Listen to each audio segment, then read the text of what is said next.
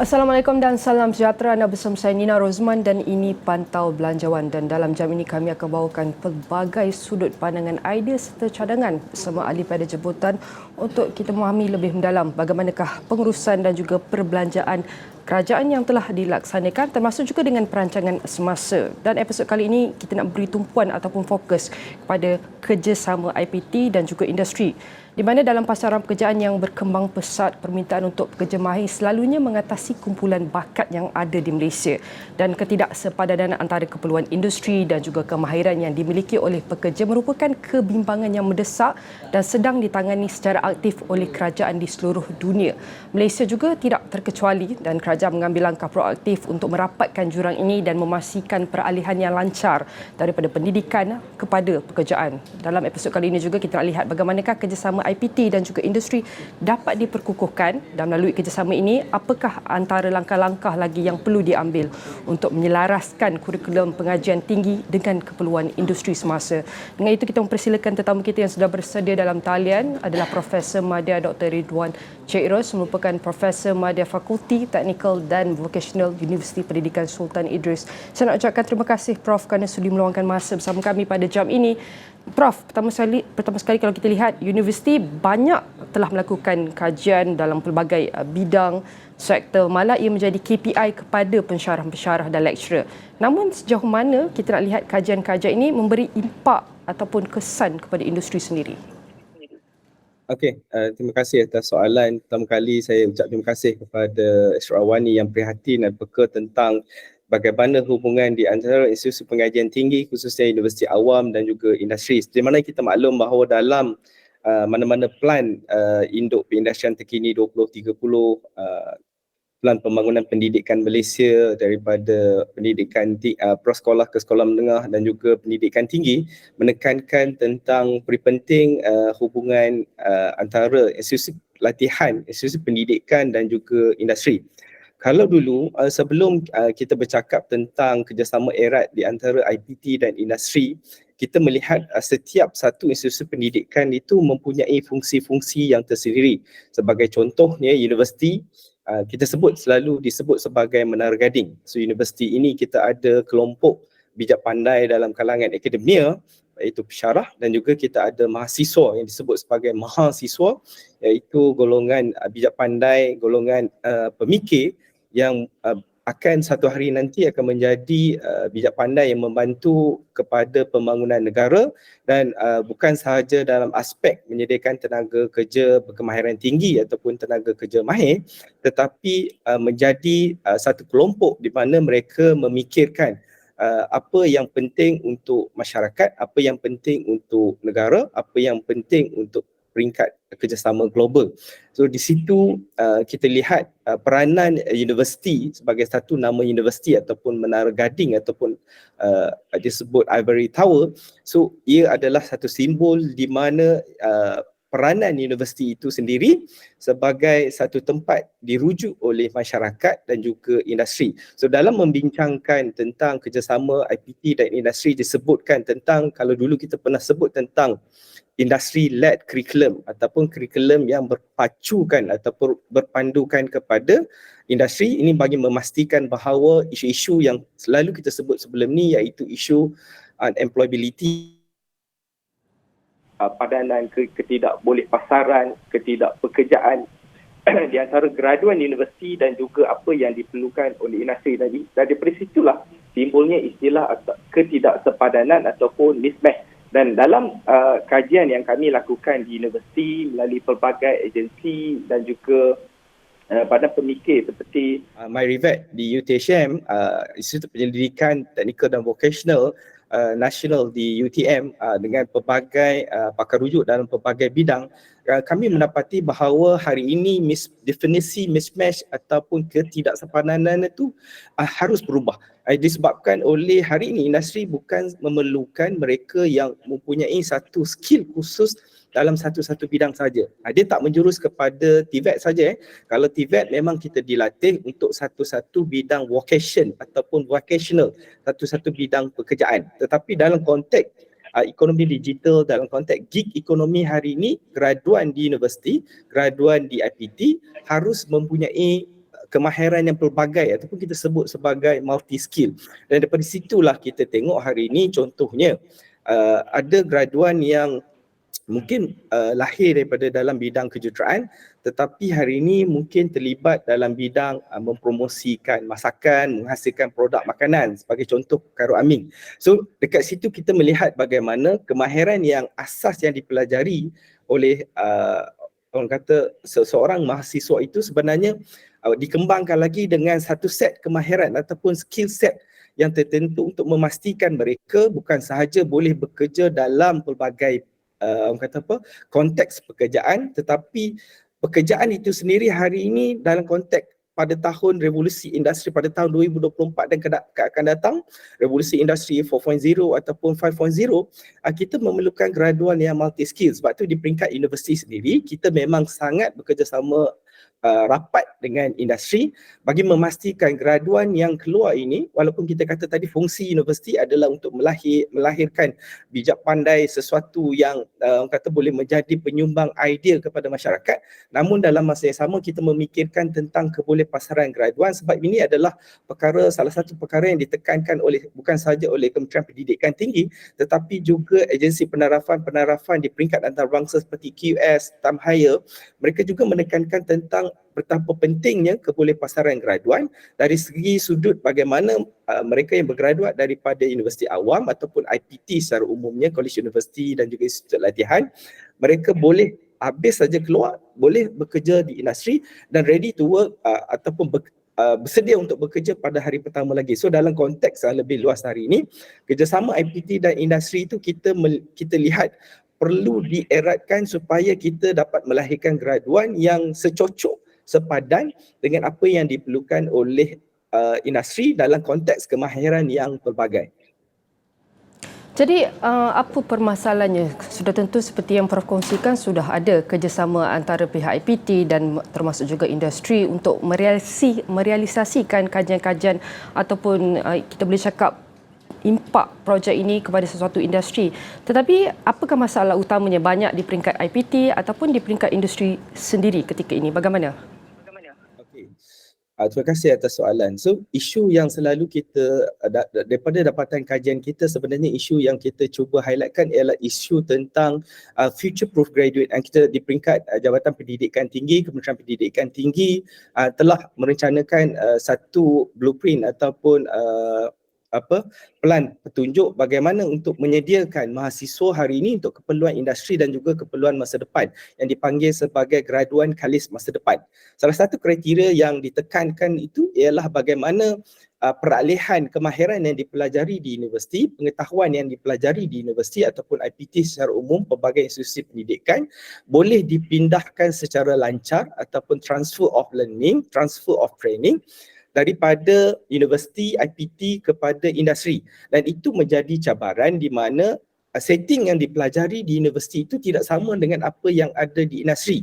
Walaupun kita telah melaksanakan pelbagai inisiatif di institut latihan khususnya TVET, institut latihan pendidikan tinggi dan universiti, kita melaksanakan inisiatif seperti Teaching Factory. Maksudnya kita sediakan ruang pembelajaran seperti mana yang dilaksanakan di industri. Kita juga melaksanakan workplace learning. Kalau di UPSI ini, kita punya industri adalah industri sebenar yang kita faham semua medium enterprise, multinational company dan juga institusi pendidikan. Jadi dalam konteks menyediakan mahasiswa opsi contohnya apabila kita dapat maklumat daripada industri apa skill set yang diperlukan oleh mereka sebagai seorang pendidik, pengajar ataupun pengurus dalam bidang pendidikan di luar sana. So kita setting kita punya classroom ataupun bilik kelas kita, bilik kuliah kita dan juga lokasi-lokasi tertentu supaya ia hampir selari dengan apa yang diperlukan di industri.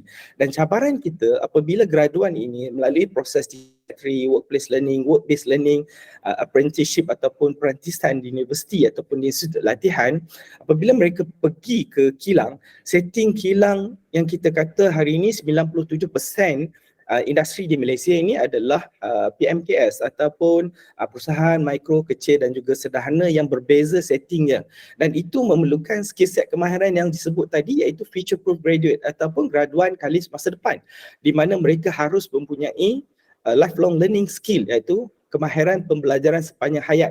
Bagaimana proses, saya selalu bercakap dengan industri bahawa industri mengharapkan daripada institut pendidikan tinggi apabila graduan yang dilahirkan daripada institut pendidikan tinggi bersedia untuk bekerja pada hari pertama.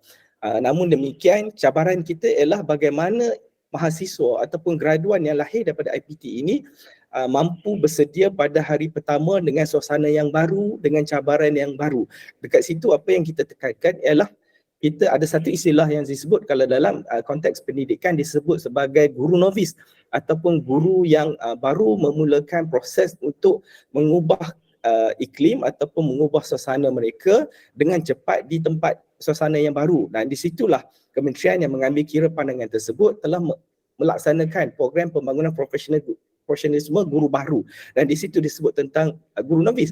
Namun demikian, dalam konteks industri yang lain, iaitu industri sebenar, mereka mengharapkan graduan kita terus mampu bekerja pada hari pertama. Dan ada kalangan graduan, sebab saya selalu tekankan benda ni, graduan universiti bukan seperti mana produk kilang. Produk kilang contohnya kita mengeluarkan satu produk A. Produk A kualiti dia semua sama. A itu daripada 1000 unit ke 100,000 unit ke 1 juta unit adalah sama. Tapi IPT ni mengeluarkan modal insan.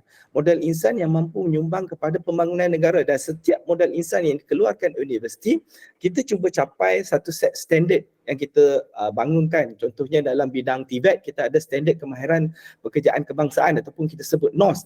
Dan dalam MQA, Agensi Kelaikan Malaysia pun, ada pelbagai bidang yang mempunyai standard pendidikan yang tertentu yang kita cuba capai untuk dapat minimum standard supaya graduan yang keluar itu sekurang-kurangnya mencapai minimum standard apa yang wajib ada.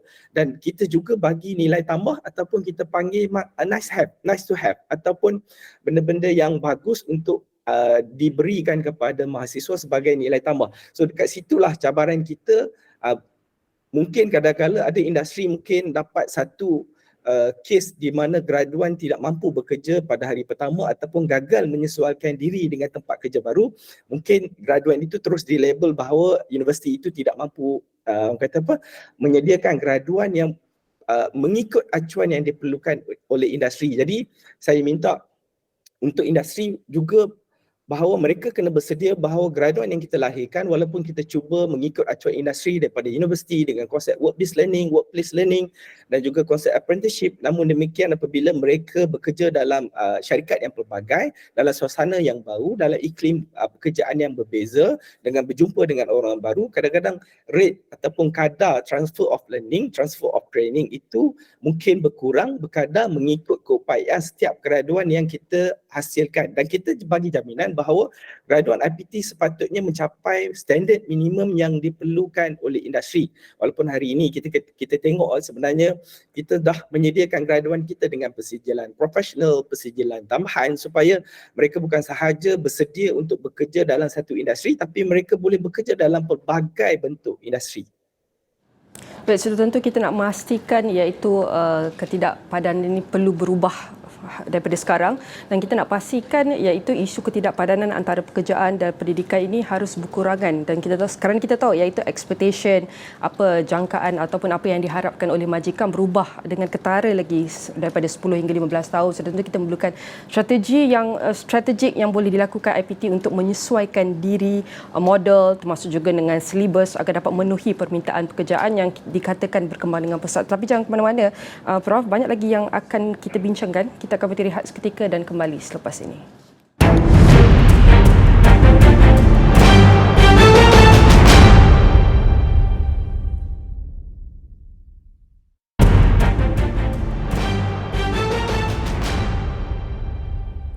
Bertemu kembali dalam Pantau Belanjawan dan kita akan teruskan dengan topik perbincangan kita pada jam ini. Bagaimana untuk kita memperkukuhkan iaitu kerjasama atau kolaborasi antara institusi pengajian tinggi termasuk juga dengan industri agar dapat menyediakan iaitu bakat bukan sahaja dengan berkemahiran tertinggi tetapi dapat memenuhi keperluan industri dan setiap sektor yang diperlukan.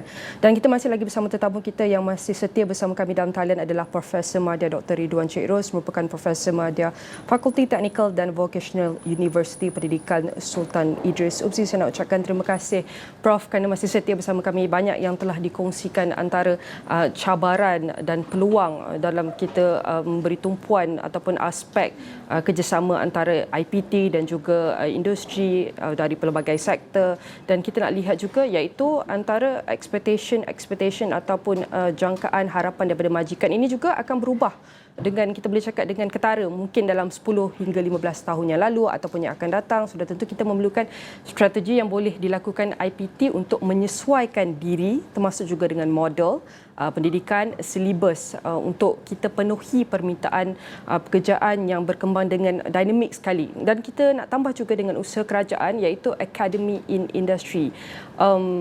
Ini dikatakan antara jawapan kepada isu ketidakpadanan industri dengan tenaga kerja tempatan. Jadi daripada usaha ini juga bagaimana untuk kita pastikan keseimbangan akademi yang dapat menyediakan kemahiran am yang boleh digunakan di seluruh industri dengan keperluan, termasuk juga dengan keperluan untuk latihan khusus yang disediakan dengan sektor-sektor tertentu dalam ekonomi tempatan. Pada pandangan Prof bagaimana? Okey, terima kasih atas soalan. Ini adalah salah satu inisiatif di bawah MITI untuk melaksanakan program Academy in Industry, dan ini sebenarnya menyahut seruan yang dibangkitkan oleh Yang Amat Berhormat Perdana Menteri Datuk Seri Anwar Ibrahim berkaitan perubahan konsep ataupun reformasi TVET, iaitu konsep train and place. Maksudnya kita latih kemudian kita letakkan graduan di industri, dan menukar konsep itu daripada konsep train and place kepada place and train, iaitu kita letakkan terus di industri yang kita sebut sebagai Academy in Industry yang dilaksanakan inisiatif oleh Kementerian Perdagangan Antarabangsa dan Industri, dan letakkan terus di industri. Sebenarnya di Malaysia ini bukan perkara baru. Kita sudah ada program yang kita sebut sebagai Sistem Latihan Dual Nasional ataupun SLDN. SLDN ini mengambil konsep day release ataupun block release, dan konsep itu juga diguna pakai di bawah konsep work-based learning di Jabatan Pendidikan Politeknik dan juga College Community dan juga Universiti Awam khususnya MTUN dalam melaksanakan program-program mereka yang berpacukan kepada industri. Ini termasuk juga di College Vocational yang melaksanakan sistem perantisan industri dengan beberapa company di peringkat antarabangsa untuk memastikan bahawa graduan-graduan yang keluar daripada Universiti Awam, IPT, College Vocational ataupun mana-mana institusi yang berkaitan, mereka ini bekerja terus di tempat industri yang mereka dilatih.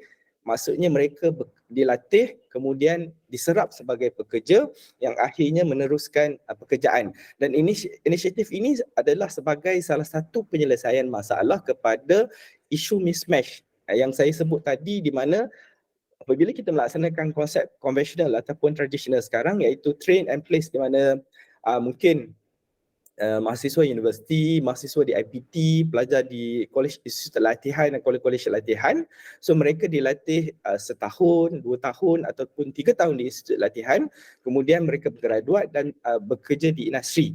So ini yang menimbulkan yang kita sebut, yang kita bincang di peringkat awal tadi, iaitu mismatch, ketidaksempadanan disebabkan oleh isu transfer of learning, pemindahan pembelajaran, transfer of training, pemindahan latihan daripada institut latihan kepada industri. Dan kita kena ingat bahawa macam saya sebut tadi, bahawa apabila kita ada 97% kita punya industri adalah PMKS, so terlampau banyak syarikat yang dalam bentuk pelbagai, sebab industri ini dalam bentuk yang pelbagai walaupun industrinya bersifat sama. Sebagai contoh, industri otomotif, kita ada pengeluar, contohnya Proton, dan kita ada Pro2, kita ada edaran Tan Chong Motor, kita ada Toyota Assembly, kita ada pelbagai lagi syarikat pemasangan kereta di Pekan Pahang, di Kulim Kedah, di Melaka dan di pelbagai lokasi-lokasi lain, termasuklah hub di Proton City di Tanjung Malim di tempat kami ini dengan Gili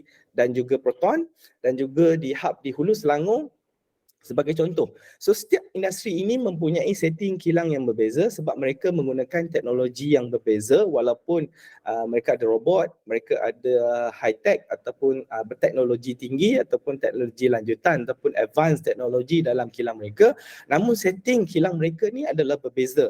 Dan apabila pelaksanaan konsep akademi in industri mahupun skim latihan dual national mahupun skim work-based learning, workplace learning, apprenticeship, pelbagai nama yang sebenarnya konsepnya ada sama, iaitu konsep place and train kita letakkan di industri ataupun di universiti kita sebut sebagai program brand dia ialah jenama dia adalah 2U2I, 2 tahun di universiti, 2 tahun di industri, 3 tahun di universiti, setahun di industri, ataupun mungkin kita buat setahun saja di IPT ataupun 3 tahun di industri. Semua konsep ini adalah melibatkan kerjasama IPT dan juga industri yang merujuk kepada konsep work-based learning, iaitu pembelajaran yang berasaskan kerja. Dan konsep-konsep ini dia apabila kita bercakap tentang academy in industry ataupun place and train, dia sangat-sangat memerlukan kerjasama yang erat dalam konteks IPT dan juga industri. Bagaimana mereka harus menyediakan bukan sahaja kemudahan untuk bekerja dan dilatih sebagai pekerja, tapi mereka juga harus menyediakan disebut dalam SLDN istilahnya yang dipakai ialah coach ataupun jurulatih industri ataupun pengajar industri. Dan ini apabila dialog berlaku di antara pihak kami, penyelidik, perunding dan sebagainya dengan industri, mereka menyatakan bahawa mereka memang bersedia untuk mengambil pelajar daripada IPT ataupun universiti, tetapi mereka ada beberapa isu berkaitan dengan coach ataupun jurulatih di peringkat industri, dan di situlah kerjasama erat yang perlu dilakukan apabila kita nak mengangkat lagi ataupun memberdayakan lagi kerjasama IPT dan industri dalam konteks place and train, ialah kita perlu ada latihan, perbincangan, kerjasama, perbengkelan untuk memastikan bahawa apa yang dilatih di industri itu berjaya mencapai apa yang ditetapkan dalam standard pembelajaran yang ditetapkan oleh MQA ataupun mana-mana badan profesional yang mengiktiraf sijil, diploma ataupun ijazah-ijazah berkaitan. Dan proses ini bukan satu proses yang bukan sekadar kita hantar pelajar untuk latihan industri, bukan. Dia harus direncanakan dengan baik daripada peringkat awal, harus ada MOA, perjanjian persetujuan bersama supaya setting itu matlamat program educational objective itu dicapai bersama-sama di antara industri dan juga IPT yang menawarkan program yang bersifat work-based learning ataupun pembelajaran berasaskan kerja. Dan di situ juga kita kena mengambil maklum bahawa ini berlaku dalam tahun 90-an. Pada dulu kita pernah ada secara spesifik di mana yang dipanggil sebagai National Occupational Core Curriculum, di mana pelatih-pelatih TVET ini dilatih di industri. Dan apa yang berlaku ialah mereka ada wujudnya isu berkaitan apabila mereka dilatih di kilang, sebagai contoh dilatih di kilang Proton. Kemudian apabila mereka habis tamat latihan, mungkin Proton tak mampu menyediakan sepenuhnya pekerjaan kepada pelatih-pelatih tersebut, dan pelatih-pelatih ini perlu bekerja di industri lain. Dan apa yang berlaku ialah still masalah yang dibincangkan tadi daripada awal, iaitu transfer of training ataupun transfer of learning, pemindahan pembelajaran, pemindahan latihan itu bermasalah juga apabila pelatih-pelatih ini masuk ke kilang baru dengan suasana yang baru. Tetapi ini lebih kurang risiko berbanding dengan konsep train and place yang kita laksanakan sekarang. Dan saya menyokong inisiatif yang dipacu oleh Kementerian Ekonomi dan juga MITI untuk melaksanakan konsep Academy in Industry ataupun AII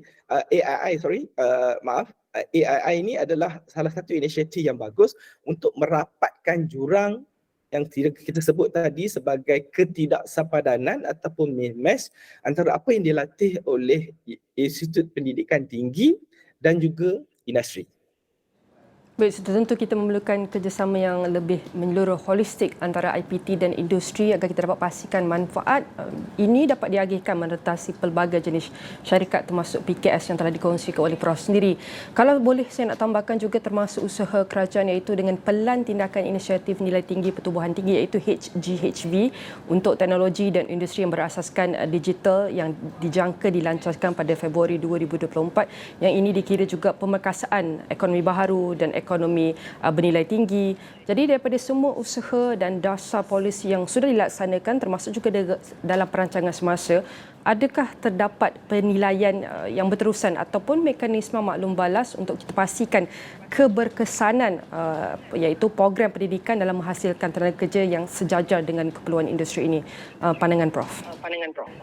Okey, terima kasih. So apabila pelbagai inisiatif seperti HGIV, Pelan Induk Perindustrian Baharu 2030 yang termasuk dalam HGFV, inisiatif pembangunan koridor dan pelbagai polisi-polisi yang dilaksanakan oleh kerajaan termasuklah dasar gaji progresif yang terkini, inisiatif ini harus dibincangkan bersama dengan badan pelaksana iaitu IPT.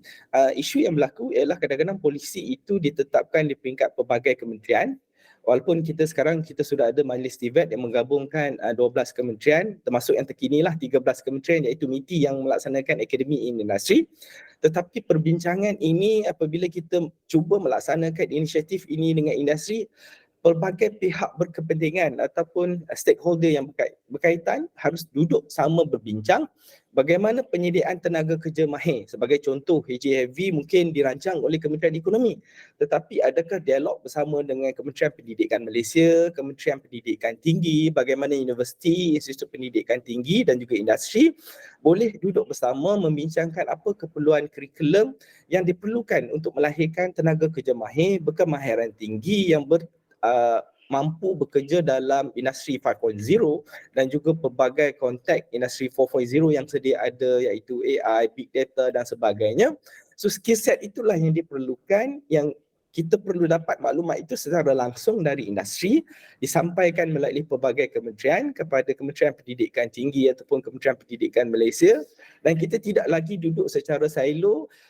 Orang yang buat polisi lain, orang yang menyediakan tenaga kerja mahir lain, orang yang memerlukan tenaga kerja mahir iaitu industri duduk masing-masing berfikir dan mengkritik antara satu sama lain. Lebih baik selepas ini mungkin kita lebih adakan perbincangan bukan sahaja di peringkat pengurusan tertinggi tetapi juga di peringkat pelaksana. Kami mengalurkan di peringkat IPT, kami mengalurkan industri untuk masuk ke universiti untuk bekerjasama, untuk membuka ruang dan peluang latihan di dalam universiti supaya industri perlu menganggap bahawa bajet yang dikeluarkan untuk latihan ini sebagai satu pelaburan yang digunakan untuk melahirkan tenaga kerja mahir yang mereka akan gunakan sebaik sahaja graduan TVET ke graduan daripada IPT, graduan daripada universiti keluar dan menjadi tenaga kerja mahir yang bersedia untuk bekerja dari hari pertama lagi untuk memberi manfaat kepada industri. Dan akhirnya apabila industri dapat tenaga kerja mahir, mereka bukan sahaja mampu meningkatkan produktiviti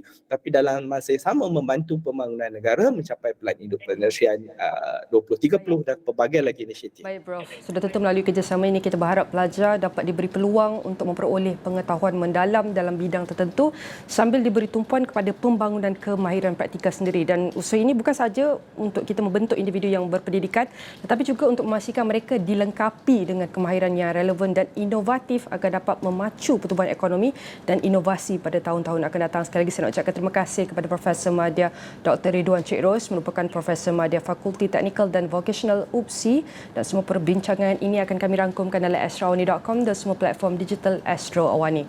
Sekian saja Bantah Belanjawan pada kali ini. Saya Nina Rozman. Salam hormat.